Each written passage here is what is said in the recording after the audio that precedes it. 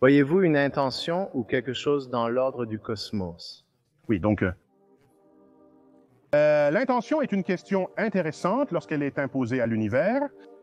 Pendant très longtemps, philosophiquement, les gens imaginaient que l'univers était un endroit parfait. La Terre était un havre pour la vie, surtout la vie humaine, et tout était juste pour nous.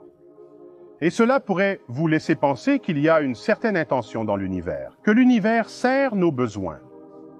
Et bien sûr, comme vous pouvez le soupçonner, c'est très fort dans les philosophies religieuses où les adeptes de cette religion particulière sont sûrs qu'ils sont plus spéciaux que toute autre religion ou plus corrects en agissant ainsi. Lorsque vous regardez l'univers à grande échelle et que vous voyez ses structures, ce que vous devez vous demander, c'est supposer que toutes les galaxies étaient également espacées, plutôt qu'en ces filaments et structures. Vous vous demandez peut-être la même chose. Voyez comme c'est superbement agencé, y a-t-il une intention derrière? Existe-t-il une configuration de l'univers où vous ne poseriez pas cette question? Parce que s'il n'y en a pas, alors la question ne vise pas réellement une réponse unique. Si quoi que ce soit que vous voyez là-bas vous semble ordonné, alors vous ne pouvez pas poser la question.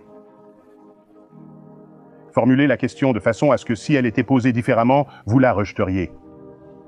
Maintenant, les personnes qui disent que la Terre est un havre et tout cela, le registre des fossiles argue différemment. 97,8% de toute vie ayant existé est maintenant éteinte.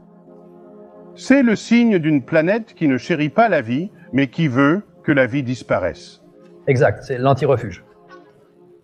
Nous sommes en vie, non pas grâce à cela, mais malgré cela, à cause des tsunamis, des tremblements de terre, des tornades, des ouragans, des sécheresses, des inondations. Chaque année, ils tuent des milliers de personnes, des milliers. Tu me déprimes un peu, je ne suis pas fini. Sans parler des impacts d'astéroïdes. À éliminer les dinosaures, il y a 65 millions d'années. La Terre est dans une galerie de tir. Selon vous, il y a une intention, et cette intention est de nous tuer. Voilà votre intention. Waouh! Donc, plus vous regardez l'univers, moins il y a d'intentions délibérées claires. Sur cette note optimiste, nous allons devoir... Attendez. Vous voulez de l'optimisme? Donnez-nous en une. Quand l'astéroïde arrive, oui. D'accord. Si avons des gens qui rejettent le monde scientifique, et l'astéroïde se dirige vers nous, ils feront un certain nombre de choses, prier certainement, ils fuiront l'impact, achèteront du papier toilette et de l'eau en bouteille. Et alors que si vous aviez des scientifiques et des ingénieurs parmi vous, lorsque l'astéroïde arrive, vous vous demandez « Comment puis-je le dévier ?» Deux visions radicalement opposées de votre avenir.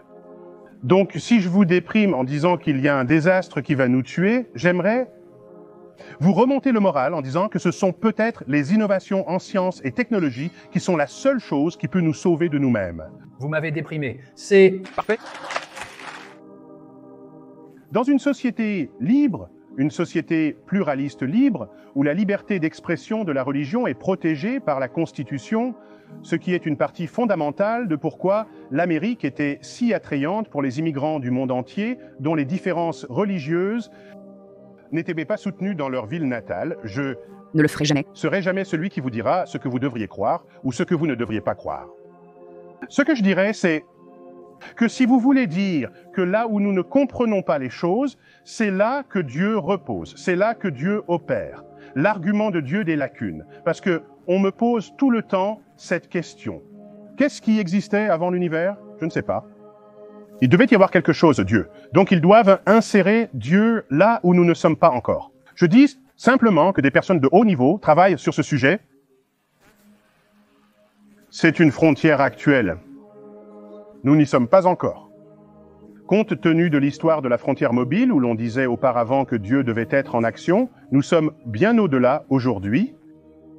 Ces explications sont arrivées. Et donc il n'y a aucune raison convaincante de dire que Dieu l'a fait, et ensuite d'abandonner et de passer au problème suivant. Mon problème avec le Dieu des lacunes est que si vous vous sentez ainsi, vous ne devriez pas écrire le programme scientifique d'une salle de classe. D'accord?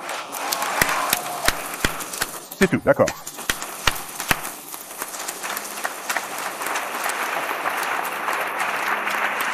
Parce que si vous le faites, vous minez le processus même de ce qu'est la science.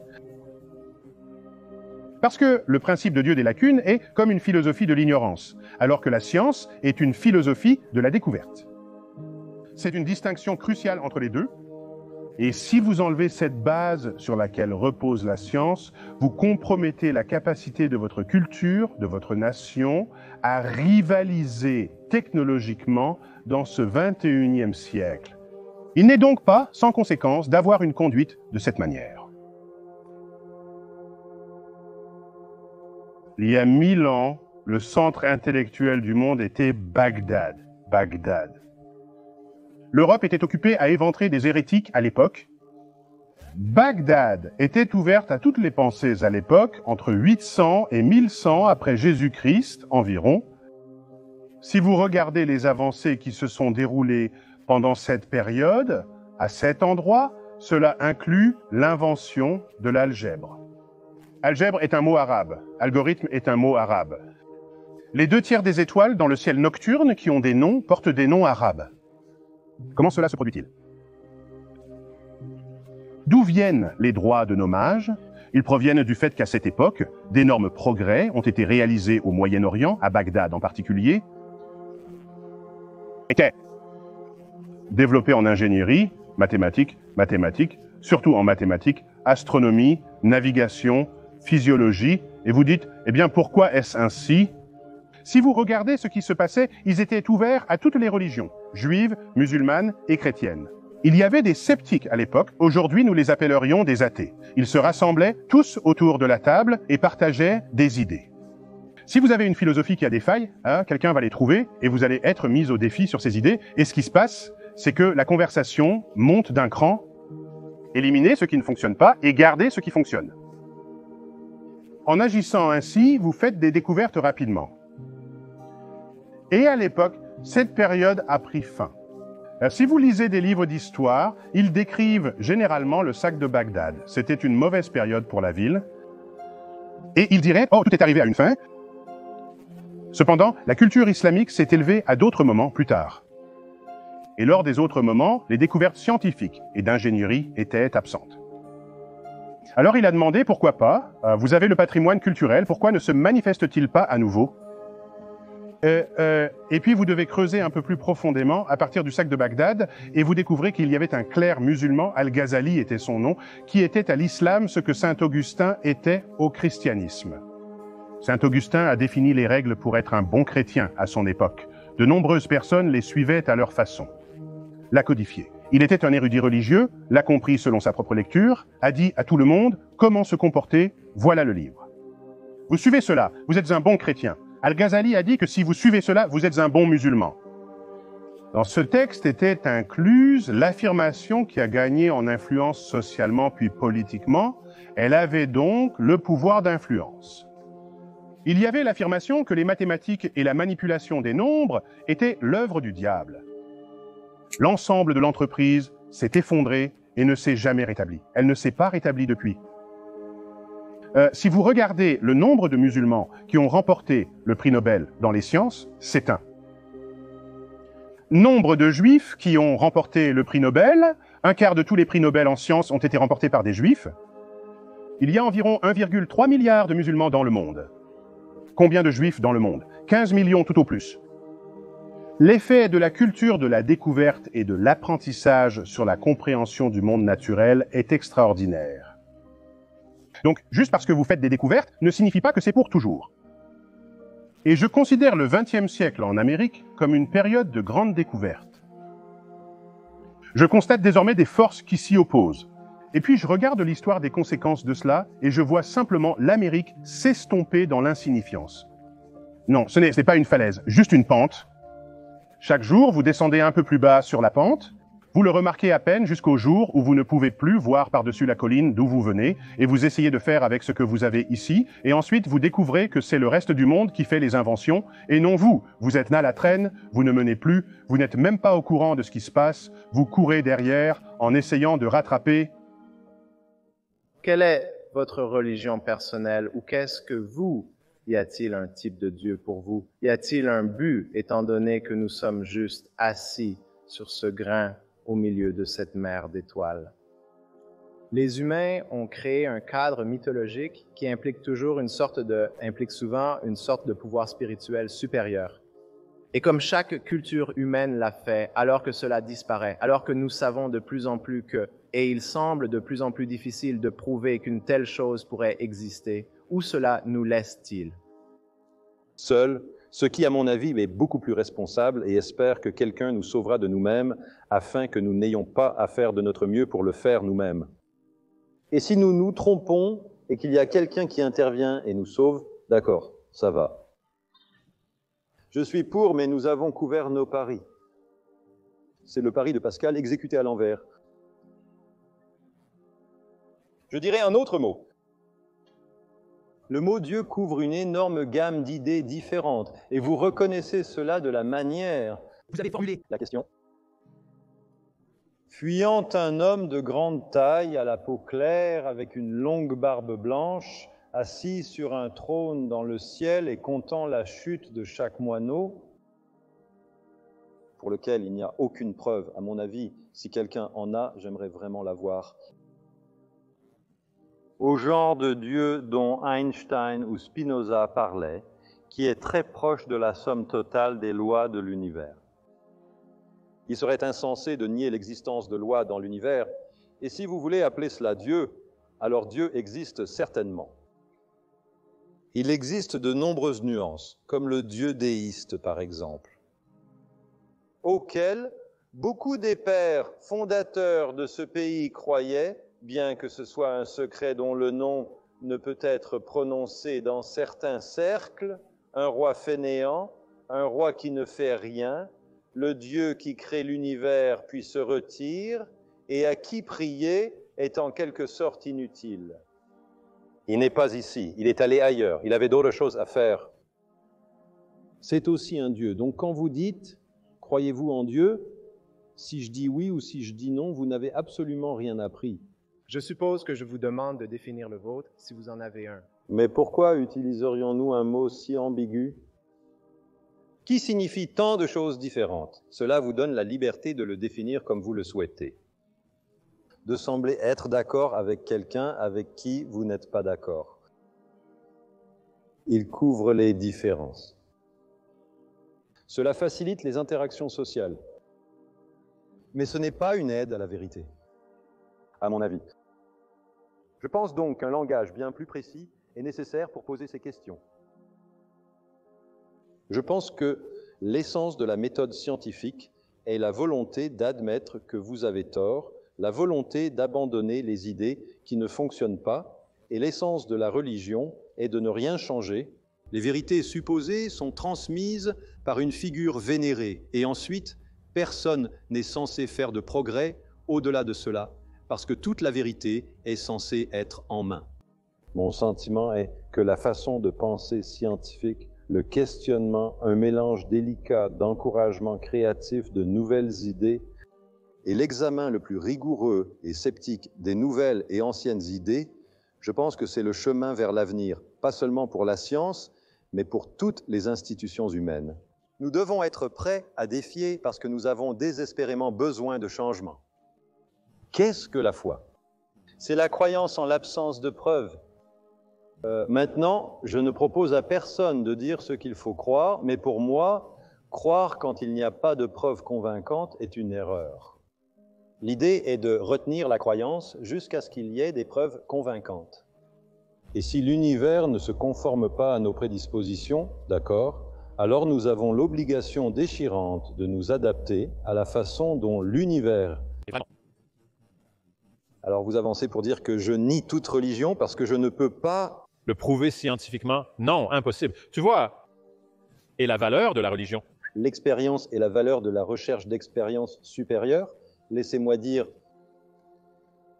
la religion traite de l'histoire avec la poésie, la grande littérature, l'éthique, la morale, y compris la morale de traiter avec compassion les moins fortunés parmi nous.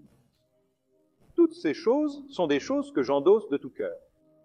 La religion rencontre des problèmes dans les cas où elle prétend savoir quelque chose sur la science. La science dans la Bible, par exemple, a été acquise par les Juifs des Babyloniens pendant la captivité babylonienne de 600 avant Jésus-Christ. C'était la meilleure science de l'époque, mais nous avons appris depuis. Catholicisme romain, le catholicisme réformé, la plupart des principales dénominations protestantes n'ont aucune difficulté avec l'idée que les humains ont évolué à partir d'autres créatures, que la Terre a 4,6 milliards d'années avec le Big Bang. Ils n'ont aucun problème avec cela. Le problème vient des personnes qui sont des littéralistes bibliques, qui croient que la Bible a été dictée par le Créateur de l'univers à un sténographe infaillible et ne contient aucune métaphore ou allégorie. Et à partir de là, ils font leurs choix politiques, économiques et sociaux et scientifiques. C'est en partie votre problème avec cette idée qui relève de choix scientifiques. C'est vrai qu'on peut faire de mauvais choix scientifiques pour de mauvaises raisons. Alors, qui est le plus humble? Le scientifique qui regarde l'univers avec un esprit ouvert et accepte tout ce que l'univers a à nous enseigner, ou quelqu'un qui dit que tout dans ce livre doit être considéré comme la vérité littérale et ne tient pas compte de la faillibilité de tous les êtres humains impliqués dans la rédaction de ce livre?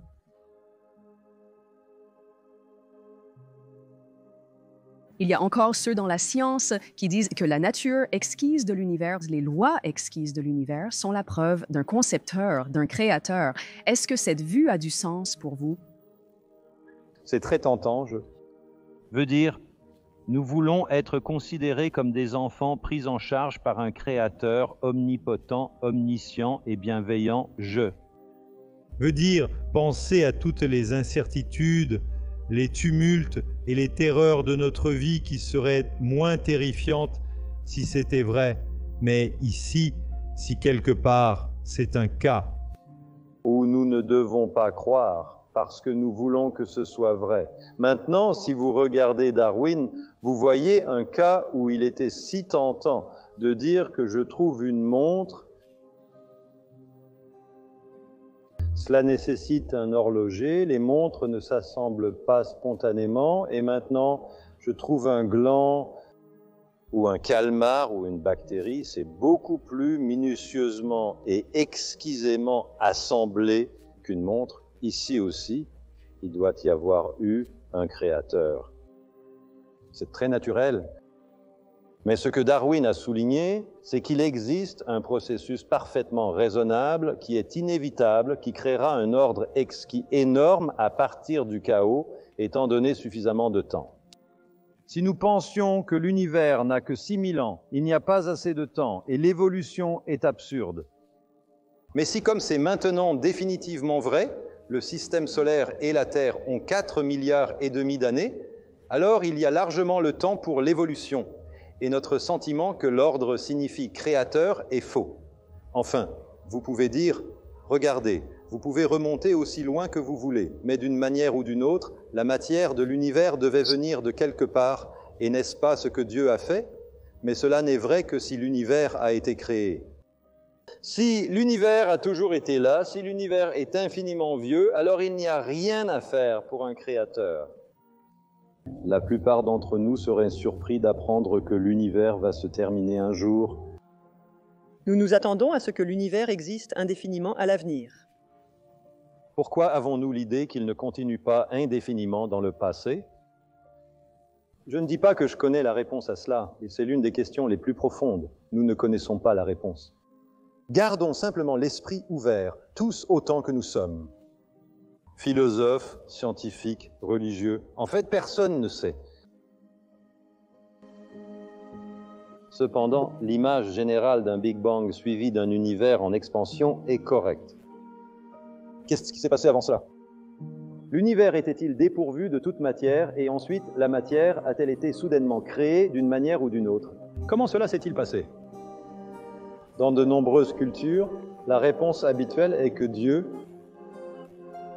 a créé l'univers ex nihilo Mais si nous voulons poursuivre courageusement cette question, nous devons bien sûr poser la question suivante. D'où vient Dieu? Si nous décidons que c'est une question sans réponse, pourquoi ne pas gagner une étape et conclure que l'origine de l'univers est une question sans réponse? Ou si nous disons que Dieu a toujours existé, pourquoi ne pas gagner une étape et conclure que l'univers a toujours existé? Il n'y a pas besoin d'une création, il était toujours là. Ce ne sont pas des questions faciles. La cosmologie nous confronte aux mystères les plus profonds, avec des questions qui étaient autrefois traitées uniquement dans la religion et le mythe.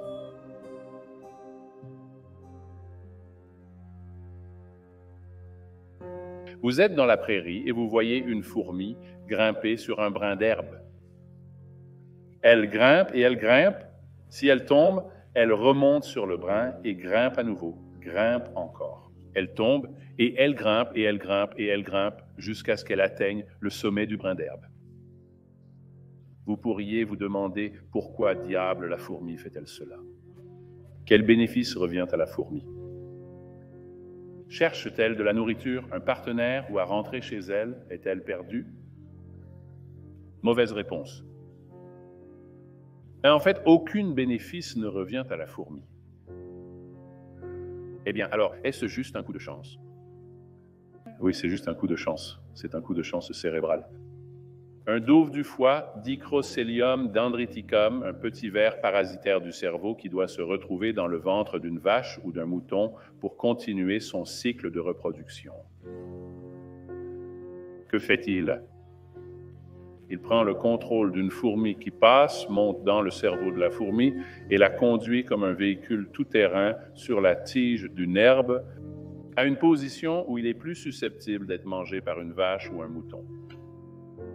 La manipulation de l'hôte par les parasites est un autre phénomène fascinant, très similaire en réalité. Toxoplasma gondii est un parasite qui infecte les souris. Et pour continuer son cycle de vie, pour se reproduire, il doit se retrouver dans le ventre d'un chat. Que feriez-vous si vous étiez une souris et que vous vouliez entrer dans un chat? Vous transformeriez la souris en super souris. Rendez la souris audacieuse sans peur pour qu'elle court à découvert. C'est ce que font les souris lorsqu'elles sont infestées par Toxoplasma gondii. Elles sont ainsi plus susceptibles d'être mangées par un chat. Ce que nous avons dans ces cas, c'est un pirate, le parasite qui infecte le cerveau et induit un comportement suicidaire au nom d'une cause autre que sa propre aptitude génétique. Mon Dieu, c'est effrayant. Est-ce que quelque chose comme ça nous arrive jamais? Non. Ouais. Eh bien, je veux vous rappeler que le mot arabe-islam signifie soumission. Cela signifie l'abandon de l'intérêt personnel à la volonté d'Allah. Mais l'islam n'est pas seul.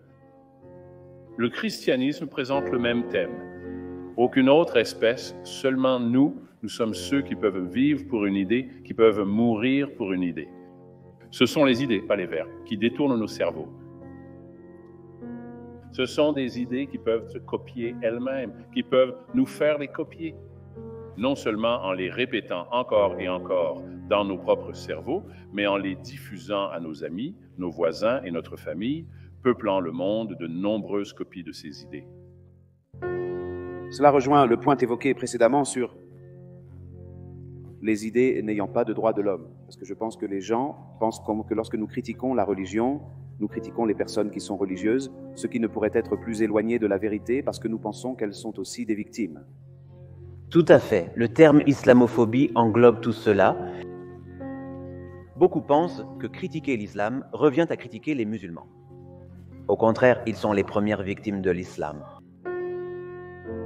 Je pense qu'on peut en dire beaucoup sur une personne, une institution ou une société selon qu'il est cru que nous, l'espèce ou nous-mêmes en tant qu'individus, sommes très présents ici en raison des lois de la biologie, en particulier des lois de l'évolution par mutation aléatoire et sélection naturelle, ou si nous sommes ici en raison d'un plan divin, beaucoup dépend de si vous adhérez ou non à l'une ou l'autre de ces Weltanschauung ou visions du monde.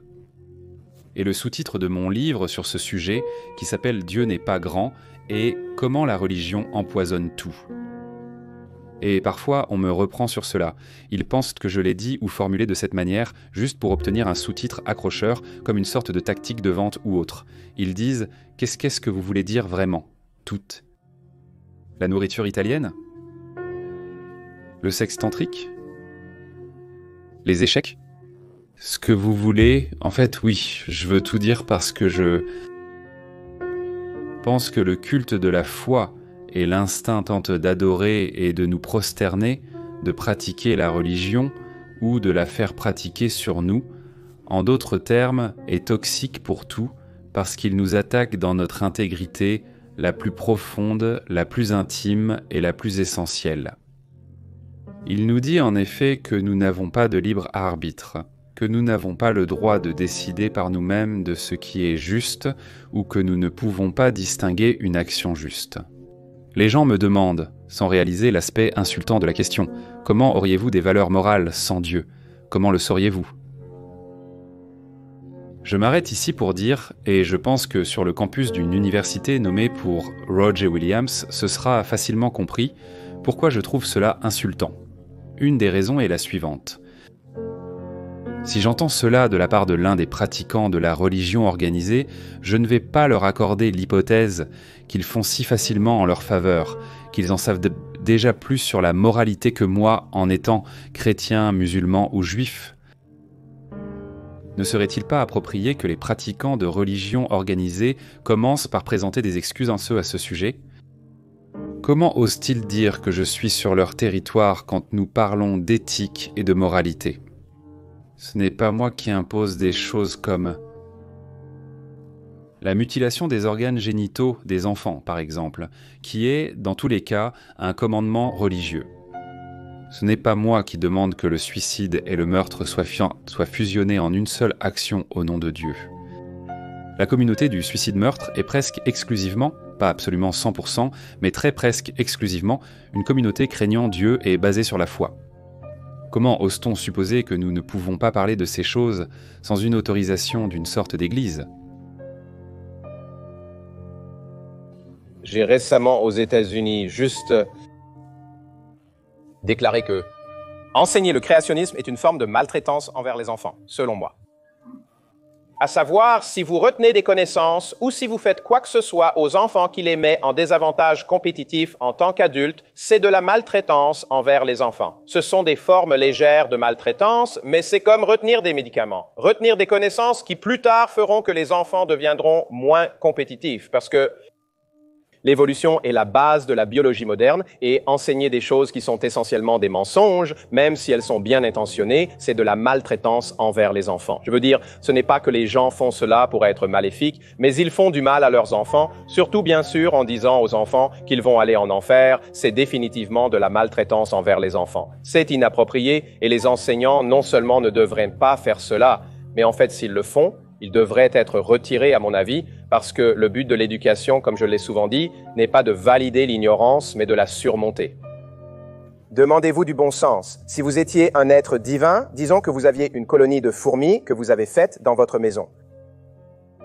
Seriez-vous offensé si ces fourmis ne vous rendaient pas hommage 5 fois par jour? Et si elles ne le faisaient pas, si elles ne vous regardaient pas ou ne reconnaissaient pas votre existence, les détruiriez-vous? Non. Je veux dire, cela semble tellement mesquin. Alors pourquoi devrions-nous croire en un Dieu haineux, impitoyable, mesquin, sadomasochiste, homophobe, sexiste? C'est tout simplement irrationnel. Ce n'est pas sensé. Il n'y a rien. Et le point est, je ne veux pas cibler l'islam ici, même si je sais que je risque d'offenser certaines personnes. Mais il en va de même pour le Dieu de Moïse. Si vous croyez vraiment que les Écritures sont littéralement vraies, les morales dans ce livre sont répréhensibles.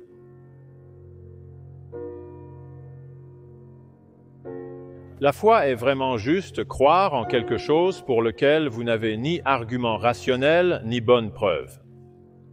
William Clifford, qui a écrit un très bel essai sur la foi, utilisant comme analogie un armateur qui s'apprêtait à envoyer en mer un navire rempli d'immigrants. Cet armateur que Clifford imagine est incertain de savoir si son navire est suffisamment en état de naviguer pour faire le long voyage pour amener les immigrants vers la nouvelle terre. Mais il y pense, et il dit bien, regarde, après tout, il y a une divine providence. Et comment une divine providence pourrait-elle permettre à ces bonnes personnes qui vont établir leur avenir, hommes, femmes et même enfants, qui sont au moins les enfants innocents de tout péché, comment pourrait-il les laisser se noyer en route vers le nouveau monde? Alors j'aurai foi en Dieu et je ne prendrai pas la peine d'inspecter le navire pour voir s'il est en état de naviguer parce que j'ai foi qu'il atteindra l'Australie. Bien sûr, comme je le dis, nous savons que certains navires ne l'ont pas fait et nous reprocherions à ce propriétaire de navire et dirions que vous ne pouvez pas simplement avoir foi de cette manière, vous devez vérifier les preuves, vous devez les examiner. La foi du propriétaire du navire aurait mis des vies en danger et malheureusement, dans le monde réel d'aujourd'hui, la foi aussi met des vies en danger.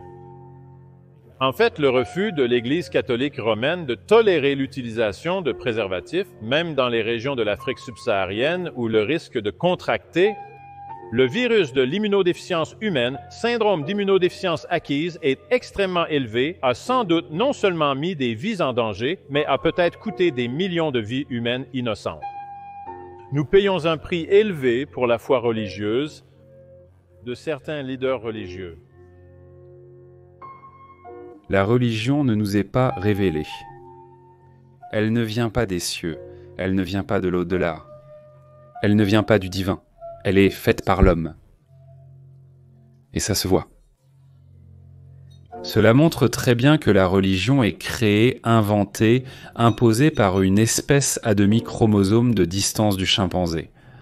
Ça se voit, n'est-ce pas?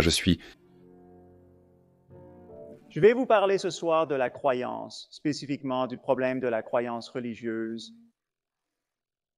Notre monde a été balkanisé en communautés morales distinctes. Nous avons des chrétiens contre des musulmans, contre des juifs.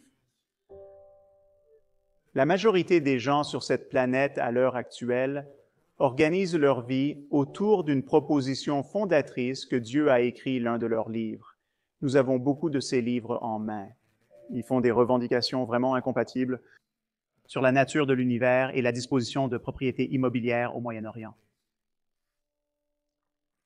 Nous avons le mariage de croyances littéralement du 1er siècle ou antérieur, littéralement de la philosophie de l'âge du fer avec la technologie destructrice du 21e siècle.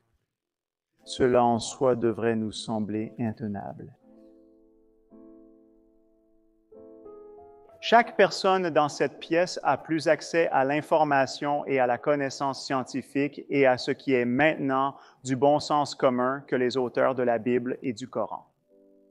En fait, il n'y a pas une personne dans cette pièce qui ait jamais rencontré une personne dont la vision du monde est aussi étroite simplement par le temps où ils sont apparus dans l'histoire que les visions du monde d'Abraham ou de Moïse ou de Jésus ou de Mahomet. Et tant que nous ne nous confrontons pas à ce fait et que nous ne nous engageons pas honnêtement dans une conversation du 21e siècle sur les possibilités du bien-être humain, nous allons simplement être en mer et nous allons essayer de déterminer si nous devrions passer des lois sur le mariage homosexuel et si nous devrions interdire le blasphème à l'Organisation des Nations Unies et si nous devrions permettre aux journaux d'imprimer des caricatures du prophète Mahomet. Et nous allons simplement être déconcertés par l'incessant certitude des gens qui se mentent manifestement à eux-mêmes. Le fait que vous ayez des chrétiens ayant des expériences profondes de paix et que vous ayez des musulmans et des athées et des bouddhistes prouve qu'il y a un principe plus profond qui devrait être discuté de manière non sectaire, qui n'est pas pris en otage par la littérature de l'âge de fer. La première chose que vous voulez faire dans l'esprit de l'honnêteté intellectuelle est d'admettre l'ignorance. Pas de prétendre que, en fermant les yeux, vous pouvez réaliser votre identité avec l'ensemble du cosmos et vous vous retrouvez avant le Big Bang avec vos intuitions non gardées. La première chose à dire d'emblée est simplement que la modération religieuse est préférable au fondamentalisme. Sans aucun doute, les modérés religieux ne font pas s'écraser des avions sur des bâtiments. Les modérés religieux n'organisent pas leur vie autour de la prophétie apocalyptique et c'est une très bonne chose. mais la modération religieuse a quelques vrais problèmes. Le premier est qu'il donne une couverture au fondamentalisme. Parce que les modérés religieux ont rendu cela tabou pour critiquer la foi. Ils veulent que la foi soit respectée. Ils veulent que tout le projet d'être religieux, d'être identifié comme chrétien, musulman, juif, soit respecté. Qu'il est impossible de remettre en question ce projet de base, la viabilité éthique d'élever un enfant pour qu'il croie qu'il est chrétien plutôt que toute autre chose. Et sous couvert de ce respect, nous sommes maintenant impuissants à dire les choses très dures et nécessaires sur l'extrémisme religieux que nous devons dire, parce que c'est tabou. Vous devez respecter la foi. Ou d'autres dans notre discours, jouons-nous selon ces règles. Quand est-ce que la dernière fois que quelqu'un dans cette pièce a été admonesté de respecter les croyances d'une autre personne sur l'histoire, la géographie, l'ingénierie ou la médecine? Nous n'évaluons pas les croyances des gens, mais leurs raisons. Si mes raisons sont assez bonnes, vous croirez inévitablement ce que je crois. C'est ce que signifie être rationnel. Les raisons sont contagieuses. Si je montais sur cette scène et disais que l'Holocauste n'a jamais eu lieu, vous n'auriez absolument aucune obligation de respecter mes croyances. Nous ne respectons pas les croyances des gens qui pensent qu'Elvis est toujours vivant et des gens qui font tous ces pèlerinages fous à Graceland. Ces individus ne sont pas conviés à nos conseils d'administration. Ils ne deviennent pas présidents d'université. Je veux dire que c'est bien et bon, sauf quand vous changez le sujet pour Dieu. Et alors, tous les paris sont annulés. Alors, le ciel est la limite. Vous pouvez être certain avec zéro preuve et respecter pour cela. Il est tabou de pousser la conversation vers la critique de vos croyances ou de prendre une autre croyance qui devrait vraiment l'être. Cela devrait juste être une curiosité pour nous, jusqu'à ce que vous voyiez ses conséquences dans le monde, que l'idée catholique que l'utilisation du préservatif est en quelque sorte immorale. C'est une idée véritablement ridicule. Je peux vous assurer que les capacités du cerveau humain sont insuffisantes pour fournir un bon argument en faveur de cela. Mais transposer cela en Afrique subsaharienne, où littéralement des millions, quelque chose comme 3,5 millions à 4 millions de personnes meurent chaque année de la propagation du sida. Et ce que vous avez là, ce sont des ministres catholiques prêchant littéralement le caractère pécheur de l'utilisation du préservatif dans des villages où la seule information sur l'utilisation du préservatif est la représentation du ministère. Il me semble que le temps du respect pour des croyances de ce genre est bien révolu. C'est une stupidité génocidaire. C'est une négligence criminelle d'une sorte que nous ne tolérerions dans aucune autre institution. Pourtant, le Vatican ne peut pas être critiqué au degré qu'il devrait parce que c'est le Vatican. Et il y a un tabou généralisé autour de la critique de la foi religieuse. Étrangement, la raison pour laquelle les gens se lèvent pour défendre Dieu n'est pas qu'il y a tant de preuves que Dieu existe, mais qu'ils croient que la croyance en Dieu est le seul cadre intellectuel pour une morale objective. Maintenant, le sentiment est que sans la conviction que les vérités morales existent, que des mots comme bien et mal et bon et mauvais signifient réellement quelque chose, l'humanité perdra simplement son chemin. C'est la peur, et je partage réellement cette peur. J'en suis venu à croire que cette préoccupation que beaucoup de personnes religieuses ont de l'érosion de la moralité laïque n'est pas entièrement vide. J'ai déjà parlé lors d'une réunion académique sur ces thèmes, et j'ai dit, comme je le dirai ce soir, qu'une fois que nous comprendrons la moralité en termes de bien-être humain, nous serons en mesure de faire des affirmations solides sur les comportements et les modes de vie qui sont bons pour nous et ceux qui ne le sont pas. Et j'ai cité comme exemple le sadisme et la misogynie des talibans comme un exemple de vision du monde qui était moins que parfaitement propice à l'épanouissement humain. Et après mes remarques, j'ai engagé un débat avec un autre intervenant invité, et voici plus ou moins exactement comment s'est déroulée notre conversation. Elle a dit « Comment pourriez-vous jamais dire que forcer les femmes à porter des burqas est mal du point de vue de la science? J'ai dit cela parce qu'il est clair que le bien et le mal se rapportent au bien-être humain et il est tout aussi clair que forcer la moitié de la population à vivre dans des sacs de tissu et à les battre ou les tuer lorsqu'elles essaient de sortir n'est pas une façon de maximiser le bien-être humain.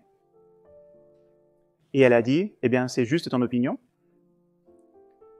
Et j'ai dit, d'accord, simplifions encore plus. Imaginons une culture qui arrachait littéralement les yeux d'un enfant sur 3 à la naissance. Seriez-vous alors d'accord pour dire que nous avons trouvé une culture qui n'optimise pas parfaitement le bien-être humain? Elle a dit que cela dépendrait du motif de leur acte. Alors, après que mes sourcils sont revenus de l'arrière de ma tête, j'ai dit, d'accord, disons qu'ils le font pour des raisons religieuses, disons qu'ils ont une écriture qui dit que chaque 3e personne doit marcher dans l'obscurité, ou une autre absurdité du genre. Elle a alors affirmé qu'on ne pourrait jamais prétendre qu'ils avaient tort. Je parlais à quelqu'un qui a une solide formation en sciences et en philosophie, vous devriez le savoir. Elle a en fait, depuis, été nommée au Conseil du Président sur la bioéthique.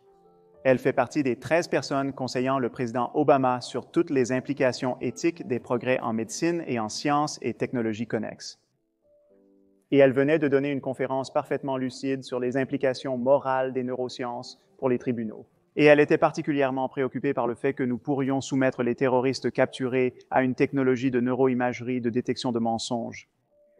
Et elle considérait cela comme une violation vraiment inadmissible de la liberté cognitive. D'une part, ses scrupules moraux étaient très finement calibrés pour se rétracter à la moindre perception d'un faux pas éthique dans notre guerre contre le terrorisme. Et pourtant, elle était tout à fait disposée à pardonner à une culture primitive son penchant pour l'extraction des globes oculaires des enfants dans ses rituels religieux.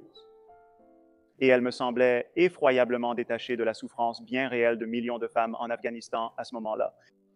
Je vois donc ce double standard comme un souci. Curieusement, c'est justement cette perte de bon sens qui préoccupe de nombreux croyants. J'espère qu'il vous sera clair à la fin de cette heure que la religion n'est pas une réponse à ce problème. Une croyance en Dieu n'est pas seulement inutile pour une morale universelle, elle est elle-même une source de cécité morale. Les gens veulent être heureux. Ils distinguent le bonheur de la souffrance. Tu souhaites faire partie d'une communauté? Ils veulent se sentir mieux qu'ils ne l'ont jamais ressenti et mieux qu'ils ne l'ont jamais été. Et ils remarquent constamment que la vie rend cela difficile. Les croyances qui nous consolent sur ce qui se passe après la mort sont évidemment une réponse à cette circonstance. Et une chose que les gens ont trouvé à faire est de se raconter une histoire selon laquelle la mort est une illusion, que nous nous retrouvons tous à la droite de Jésus après notre mort. Cela convient à beaucoup de gens qui sont très attachés à cette histoire.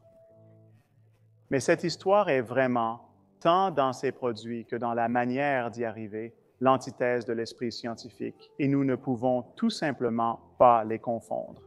Nous devons remarquer quand nous nous mentons à nous-mêmes et quand nous mentons à nos enfants. Et nous devons remarquer qu'il y a un risque à prétendre savoir des choses que nous ne savons pas.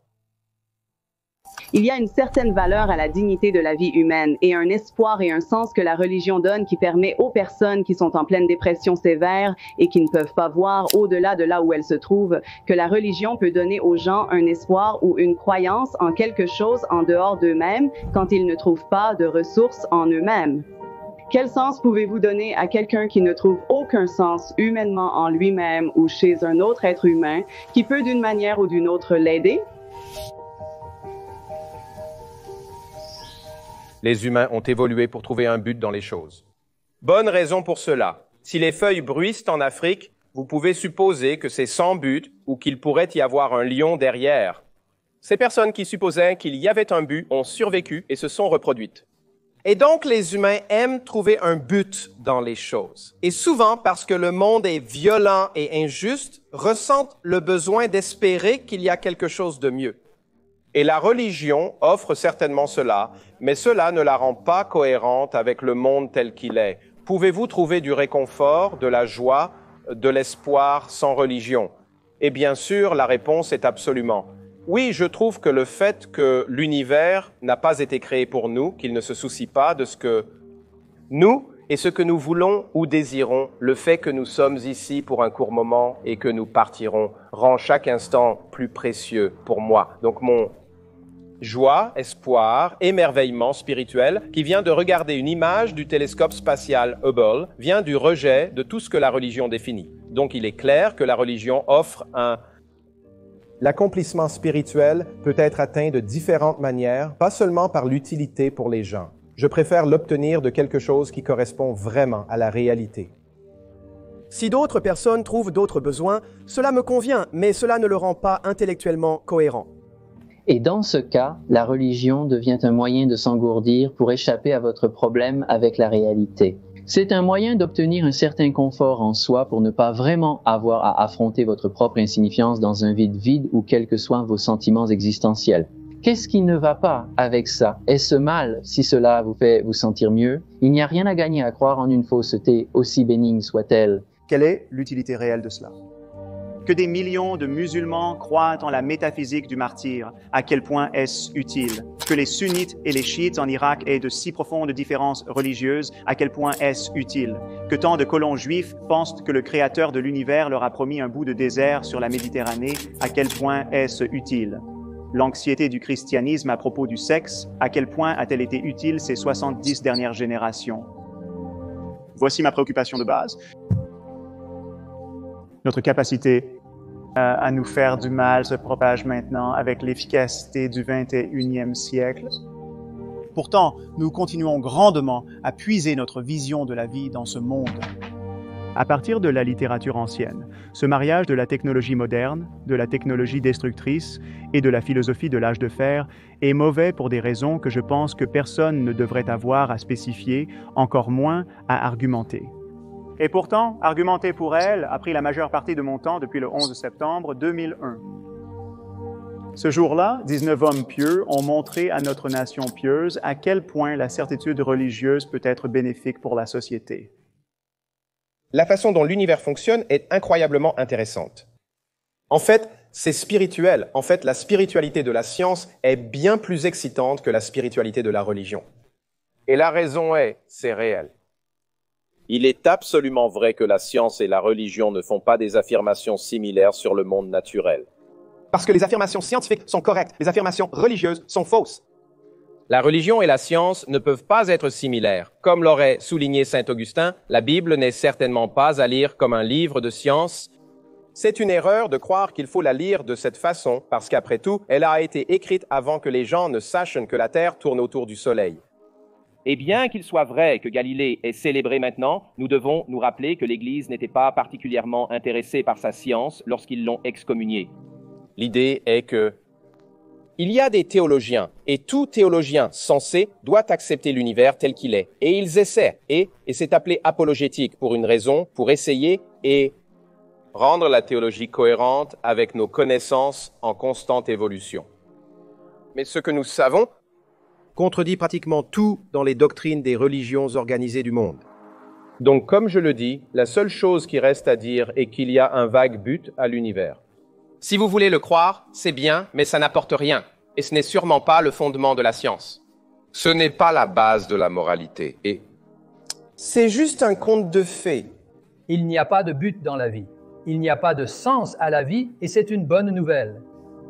Nous ne devrions pas vouloir qu'il y ait un but ou un sens à la vie, car sinon cela nous rendrait secondaires. Nous suivrions les ordres de marche d'un officier commandant ou d'un propriétaire de plantation sur ses esclaves ou un patron quelconque, et cela dévaloriserait nos vies de penser qu'il y a un but à la vie. Mais dire qu'il n'y a pas de but à la vie, qu'il n'y a pas de but ultime, ce n'est pas dire qu'il n'y a pas de but dans la vie. La vie a un sens immense. Athées, agnostiques et croyants, nous avons tous un but immense dans la vie, non pas dicté d'en haut, mais construit à partir de nos propres expériences, en essayant de résoudre les problèmes et d'éliminer le mal.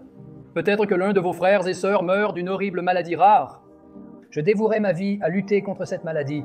Il y a un but dans la vie, un but immense, un but significatif dans nos vies, pas d'en haut. Cela nous dévalorise. Mais de nos propres êtres vivants qui luttent pour traverser et donner un sens à ce monde dans lequel nous sommes, vous l'avez tous. Je l'ai aussi. La vie a un but et un sens immense. Dire que ce n'est pas ultime ne fait aucune différence. L'important, c'est que les gens souffrent actuellement, peu importe le but ultime. Ce qui nous importe, ce sont les objectifs immédiats. La vie a un sens immense et n'essayez pas de dénigrer les athées en disant que nous vivons ces vies vides et sans but. De plus, la notion de cause, qui est si centrale à la religion, est potentiellement sans pertinence. Car par exemple, si le temps a commencé avec le Big Bang, il n'y avait pas de cause, car la cause et l'effet nécessitent une relation causale. Si le temps a commencé avec le Big Bang, alors nos lois, alors notre façon de penser l'univers doit utiliser des concepts différents. Même si ça nous déplaît, nous n'avons pas le choix. Et certainement la réaction, par exemple, à mon dernier livre sur ce que nous entendons par « rien », les gens s'y opposent parce qu'ils ne l'aiment pas. Mais changer notre définition de la réalité, c'est apprendre. C'est le but de la science. Premièrement, la religion nuit et corrompt notre sens de la réalité. Elle nous encourage à croire en des affirmations invraisemblables et non testables, basées sur la foi. Parfois, je veux dire croire en quelque chose de manière disproportionnée par rapport aux meilleures preuves actuellement disponibles. Avant d'entrer dans le vif du sujet, j'ai une bonne nouvelle pour vous tous. J'ai parlé à Bill Gates de Microsoft plus tôt aujourd'hui et il va donner 10 millions de dollars à tout le monde ici si vous votez avec moi sur cette motion.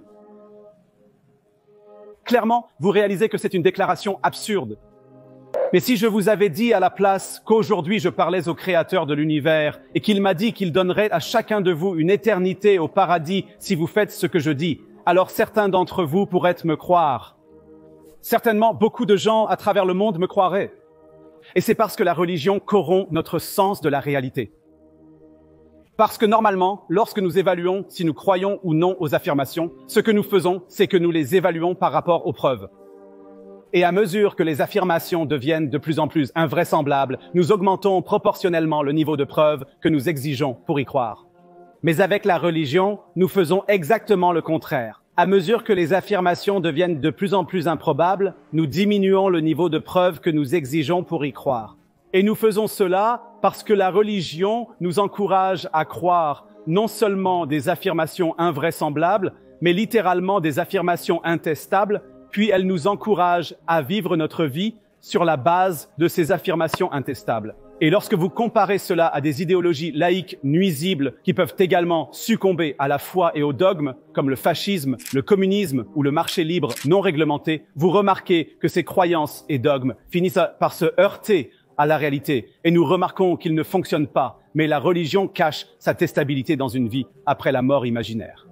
Cependant, aussi invraisemblable que puisse être l'affirmation que j'ai faite plus tôt à propos de parler à Bill Gates, il est sûrement infiniment plus invraisemblable de suggérer qu'un être suprême a créé un univers de 1000 milliards de galaxies, chacune contenant 1000 milliards d'étoiles comme notre Soleil, afin qu'il puisse parler à un membre d'une espèce sur une planète et lui dire de lapider un homme à mort pour avoir ramassé des bâtons le jour du sabbat, puis d'engrosser une vierge afin de donner naissance à lui-même, puis de donner à Muhammad un tour sur un cheval volant, puis d'apparaître dans le chapeau de Joseph Smith afin de l'habiller en sous-vêtements magiques. Et sur la base de revendications intenables et absurdes comme celle-ci, Assiad Bibi est aujourd'hui en train de languir dans une cellule de prison au Pakistan en attendant d'être exécuté par pendaison pour avoir prétendument blasphémé la religion de Muhammad. La religion corrompt notre sens de la réalité, elle corrompt notre sens de la moralité et ces corruptions se combinent pour nuire à la société et causer une terrible souffrance. Je propose la motion. Je soutiens que si nous savions la moitié de ce que nous savons maintenant, sur la physique, la biologie et l'astronomie, les religions abrahamiques ne pourraient pas être fondées à ce jour. Aucune d'entre elles ne pourrait être fondée et crue par des gens qui savent ce que nous savons maintenant. L'espèce humaine a, disons, au moins 100 000 ans. Elle est probablement beaucoup plus vieille, peut-être 1/4 milliard d'années. Vous devez croire cela pour croire en une religion abrahamique. Vous devez croire ce qui suit, que pendant, disons, 100 000 ans, l'humanité naît, ne vit pas longtemps, meurt principalement en accouchant, meurt de ses dents, meurt dans d'horribles guerres, famines, épidémies, meurt de peur parce qu'elle ne sait pas pourquoi il y a des volcans, ne sait pas pourquoi il y a des épidémies, ne sait pas pourquoi il y a des tremblements de terre ou des tsunamis. Peur, misère, honte, terreur, cruauté de toutes sortes. Et pendant les premières 97 miles de ces années, le ciel observe comme ça. Et puis après 97 000 ans, s'ils décident que nous ne pouvons laisser cela continuer, nous devrons intervenir. Mais seulement dans les parties les plus barbares et arriérées du Moyen-Orient, nous montrerons notre visage à des gens qui ne savent pas lire, qui sont terrifiés, qui sont ignorants, qui vivent essentiellement avec et comme des animaux. Maintenant, je soutiens que, quel que soit le cas, quelle que soit la vérité, quoi qu'il nous reste à découvrir, et comme le dit Socrate, la grande définition de la sagesse est d'avoir une idée de votre ignorance, quel que soit le résultat, moralement, scientifiquement ou logiquement, cela n'aurait pas pu être le cas. La religion est fausse, je prends position. Certaines personnes que je connais qui sont athées diront qu'elles aimeraient pouvoir y croire. Des connaissances anciennement croyantes expriment le désir de retrouver leur foi perdue, disant que cela leur manque. C'est quelque chose que je ne comprends pas. Je pense que c'est une excellente chose qu'il n'y ait aucune raison de croire aux propositions absurdes que je viens de vous réciter assez brièvement. La principale raison est, à mon avis, que c'est une croyance totalitaire. C'est le désir d'être un esclave. C'est le désir qu'il y ait une autorité tyrannique inaltérable et incontestable qui peut vous condamner pour crime de pensée pendant que vous dormez, qui peut vous soumettre, qui doit en effet vous soumettre à une surveillance totale, 24 heures sur 24, chaque minute éveillée et endormie de votre vie, je dis de votre vie avant que vous soyez né et même pire, là où le vrai plaisir commence après que vous soyez mort. Une Corée du Nord céleste. Qui veut que cela soit vrai, qui d'autre qu'un esclave désire un tel sort effroyable, j'ai été en Corée du Nord. Il a un mort comme président. Kim Jong-il n'est là que chef du parti et chef de l'armée. Il n'est pas chef du gouvernement de l'État. Ce poste appartient à son père décédé, Kim Il-sung. C'est une nécrocratie, un thanatocratie. Il manque une trinité et je pourrais ajouter... Le Fils est la réincarnation du Père, c'est la tyrannie la plus révoltante, totale, absolue et sans cœur que l'espèce humaine ait jamais évolué, mais au moins vous pouvez mourir et quitter la Corée du Nord. Le Coran ou la Bible vous offre-t-il cette liberté? Non. Non. La tyrannie, quand la misère la prend, la possession totale de votre personnalité entière, l'écrasement de votre individualité ne commence qu'au moment de la mort. Ce prêche est méchant et néfaste. Malgré les difficultés, nous avons des consolations, comme notre propre solidarité. Il ne faut pas perdre espoir. Nous avons de l'amour, nous avons de la littérature, nous avons nos devoirs les uns envers les autres. Ce qui mène au désespoir, c'est de vivre la seule vie que l'on a en se faisant dire quoi faire par des despotes. Et des cinglés et des pseudo-scientifiques qui prétendent avoir le droit de nous donner des ordres au nom de Dieu. L'humanité doit dépasser et transcender cette plus ancienne de toutes les tyrannies. Les athées ne disent pas que nous savons qu'il n'y a pas de Dieu. Nous disons au contraire qu'aucun argument et aucune preuve n'a jamais été avancé que nous considérons comme dissuasif. Il n'y a aucune raison de croire en preuve ou en argument. L'ontologie et la science sont identiques. Quant à l'au-delà, nous ne prétendons pas savoir avec certitude qu'il n'existe pas. Nous disons que nous ne connaissons personne qui puisse apporter une raison de penser qu'il y en a. C'est une distinction très importante et il est très regrettable que vous la manquiez. Et je suis désolé de dire, Inesh, que le perdant immédiat dans un débat sur les choses dont nous pouvons et ne pouvons pas être certains, où la seule chose qui est certaine dans ces lois est le principe d'incertitude. Le perdant immédiat, l'homme qui doit quitter l'île, désolé Dinesh, encore, presque tout de suite, est celui qui dit « Je sais déjà tout ce que j'ai besoin de savoir. J'ai déjà toutes les informations dont j'ai besoin. En effet, elles m'ont été données par un corps surnaturel. Je ne sais pas pour vous, mesdames et messieurs, mais quand j'entends des gens dans le bus dire qu'ils parlent à Dieu, moi, eh bien, que faites-vous ? Vous vous rapprochez de cette personne, ou plutôt que de penser que vous vous éloignez légèrement, je pense que c'est une très bonne chose. Il y a une excellente raison pour laquelle la clause d'établissement du premier amendement a été proposée en premier. Elle n'a pas été proposée uniquement par des gens comme moi qui n'iraient pas plus loin que le déisme dans leur attitude envers la religion.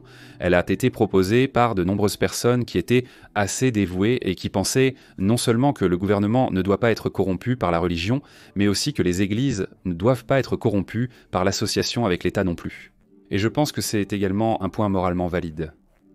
James Madison, le co-auteur de la loi de Virginie sur la liberté religieuse et du premier amendement et des autres choses qui protègent notre merveilleuse constitution républicaine laïque, ne pensait pas qu'il devrait y avoir des aumôniers pour ouvrir le Congrès, ne pensait même pas qu'il devrait y avoir des aumôniers dans les forces armées. Les soldats peuvent être priés librement dans l'armée, personne ne peut les en empêcher. Mais nous n'allons pas payer quelqu'un pour prier sur eux. Ce sont des questions très difficiles, mais il faut comprendre que ces points de vue étaient très urgents pour les rédacteurs et les pères fondateurs, et c'est notre responsabilité d'en discuter très sérieusement maintenant, à un moment où Hillary Clinton a rejoint une organisation évangélique réactionnaire pour essayer de renforcer ces liens basés sur la foi. John McCain, épiscopalien de longue date, a dit cette année, sans raison apparente, qu'il est spatiste. Et Barack Obama, le sénateur Obama, a été pris dans une église effrayante, pleine de vent, sinistre, bavarde, rock'n'roll, sur le côté sud. La religion empoisonne nos élections et notre république démocratique, et il est temps que nous disions assez. Si vous voulez être un fraudeur, un collecteur de fonds, un artiste de l'extorsion, un grand bavard et un ethno-raciste dans ce pays, faites de votre mieux. Mais il est grand temps que nous disions que mettre révérend devant votre nom n'est pas suffisant comme réalisation.